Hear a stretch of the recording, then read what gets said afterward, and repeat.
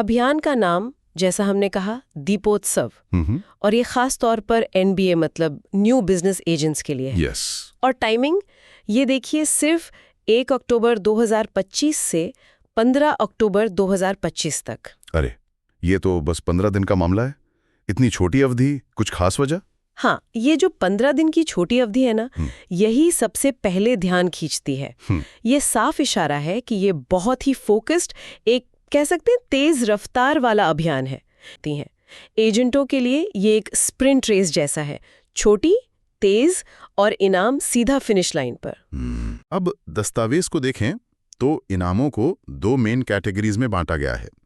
एक है category A, जो पॉलिसी की संख्या यानी एनओपी, नंबर ऑफ पॉलिसीज पर बेस्ड है, और दूसरी है कैटेगरी बी, जो जमा किए गए प्रीमियम की रकम पर आधारित है। ये तरीका अक्सर यूज होता है ताकि अलग अलग तरह की सेल्स कोशिशों को मतलब बढ़ावा दिया जा सके। हाँ, ये तो होता है वॉल्यूम बनाम वैल्यू। बिल्कुल, ज्यादा पॉलिसी बेचना या फिर ज्यादा प्रीमियम वाली पॉलिसी बेचना। ठीक है, तो पहले कैटेगरी ए को देखते हैं, जो पॉलिसी की संख्या पर है। इसमें लिखा है कि 3 नई पॉलिसी करने पर 700 रुपए का इनाम मिलेगा। ये लगता है जैसे कोई पहला माइलस्टोन हो। हाँ, एक शुरुआती टारगेट। और इसके बाद लिखा है हर 2 अतिरिक्त पॉलिसी के ब्लॉक पर 500 रुपए और मिलते जाएंगे। मतलब जैसे जैसे एजेंट ज्यादा पॉलिसी बेचता जाएगा, उसका इनाम बढ़ता जाएगा। 3 के बाद मान लीजिए 5 पॉलिसी पर, फिर 7 पर, ऐसे ही। ये तो सीधी सीधी बात लगती है, ज्यादा काम ज्यादा पैसा। हाँ, ये बिल्कुल एक सीधी प्रोत्साहन संरचना है। ये लगातार सेल्स को इनकरेज करती है। एजेंट को साफ पता है कि भाई हर 2 और पॉलिसी बेचूंगा तो कमाई बढ़ेगी। ये उन एजेंट्स के लिए अच्छा हो सकता है जो ज्यादा संख्या में, शायद छोटी ही सही, पॉलिसी बेचने में माहिर हैं। उन्हें तय रास्ते पर चलने का इनाम मिलता है। लेकिन रुकिए, कैटेगरी ए में बात यहीं खत्म नहीं होती। इसमें कुछ एडिशनल अवार्ड यानी अतिरिक्त पुरस्कारों का भी जिक्र है। ये मजेदार लग रहा है। पहला है क्वार्टर सेंचुरियन। अगर कोई एजेंट 5 पॉलिसी पूरी करता है तो उसे 500 रुपए का एक्स्ट्रा इनाम मिलेगा। अच्छा, एडिशनल बोनस। हाँ। दूसरा है हाफ सेंचुरियन। 10 पॉलिसी पूरी करने पर 1500 रुपए का अतिरिक्त इनाम। और फिर सबसे बड़ा वाला है सेंचुरियन।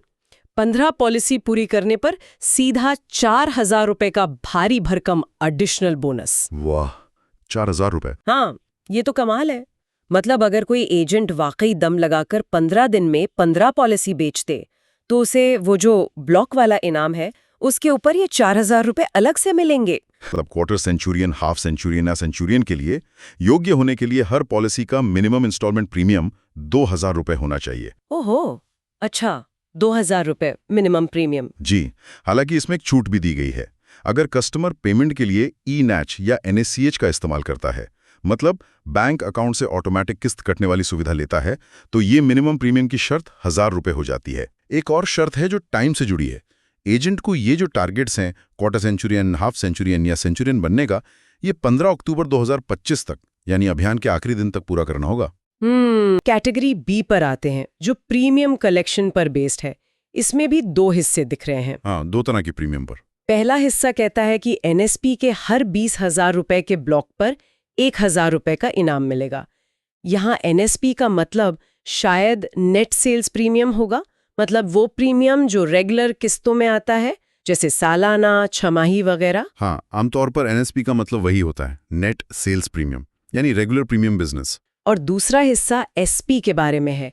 SP के हर 1 लाख रुपए के ब्लॉक पर भी 1000 रुपए का इनाम है। SP मतलब ये तो पक्का सिंगल प्रीमियम होगा, जहां कस्टमर एक बार में ही पूरा प्रीमियम दे देता है।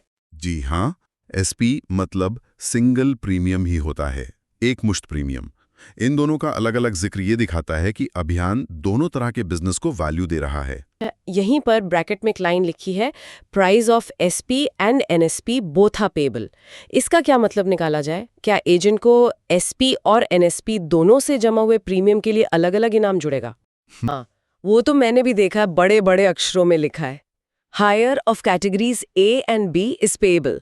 यानी एजेंट ने कैटेगरी A पॉलिसी संख्या के हिसाब से और कैटेगरी B प्रीमियम के हिसाब से मैं जो भी कैलकुलेशन की, उसमें से जिस भी कैटेगरी में उसका इनाम ज्यादा बनता है, उसे वही वाला दिया जाएगा, कम वाला नहीं।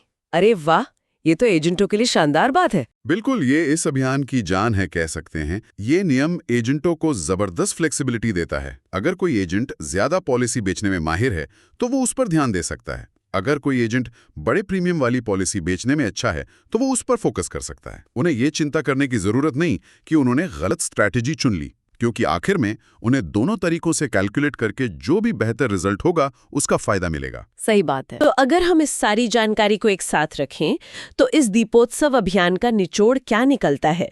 कंपनी इसके जरिए क्या हासिल करना चाहती है? संक्षेप में कहें तो ये एक शॉर्ट टर्म बेहद फोकस्ड इंसेंटिव स्कीम है। इसका मकसद साफ है, दिवाली के त्योहारी सीजन के दौरान सिर्फ 15 दिनों के अंदर एनबी एजेंट्स को जोर शोर से नई पॉलिसी लाने के लिए मोटिवेट करना। ये दो मेन तरीकों से एजेंटों को इनाम देता है: पॉलिसी की संख्या एनओपी और जमा किए गए प्रीमियम की रकम एनएसपीएसपी। इसमें एडिशनल बोनस जैसे सेंचुरियन अवार्ड शामिल हैं, जो बड़े टारगेट्स को साधने के लिए हैं, और मिनिमम प्रीमियम जैसी शर्तें ये सुनिश्चित करती हैं कि सिर्फ नंबर ही नहीं बल्कि क्वालिटी वाला बिजनेस भी आए। और सबसे महत्वपूर्ण, hire of A and B का नियम एजेंटों को उनकी पर्सनल स्ट्रेंथ और स्ट्रैटेजी के अनुसार कमाने का बेहतरीन मौका देता है।